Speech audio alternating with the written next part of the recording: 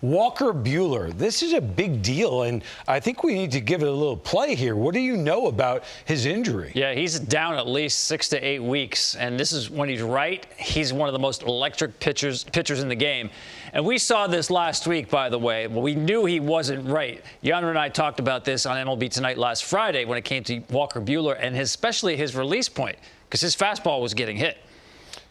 Lately, his fastball is getting hit. And this is not something we're used to at all. I think his fastball is one of the best pitches in the game when he's right.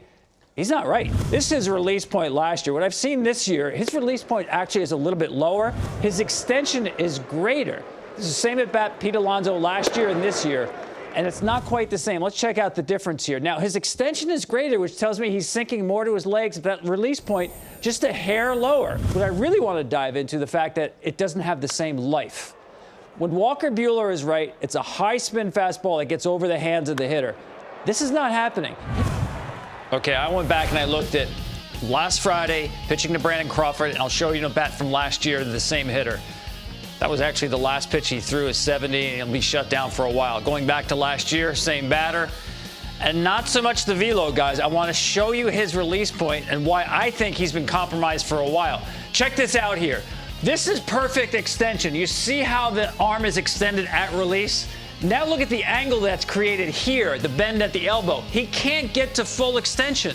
So now this release point is coming out of his hand 4.5 inches lower than where he should be. Whenever you see a pitcher who's here rather than here getting a full extension, red flag should be going off. Something's not right. And in Buehler's case, I think for a while, he's been pitching a little bit compromised. Knowing he wasn't 100%, now we know what the problem is. It's the flexor tendon in the elbow.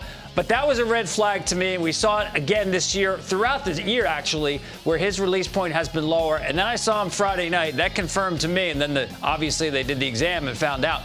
But that confirmed to me that he doesn't have the same extension.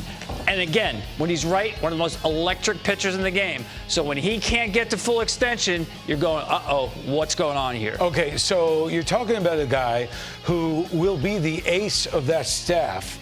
If he's not now, which he probably is, he will be for a very long time. So therefore, you're not rushing him back. You are going to do everything to make sure he is good for this for the September and October. Not only that, you know, those are scary injuries. Anytime now in today's game you start hearing about the flexor tendon, you start thinking something bigger could come up of it. So you have to be extremely careful. He's already had Tommy John surgery.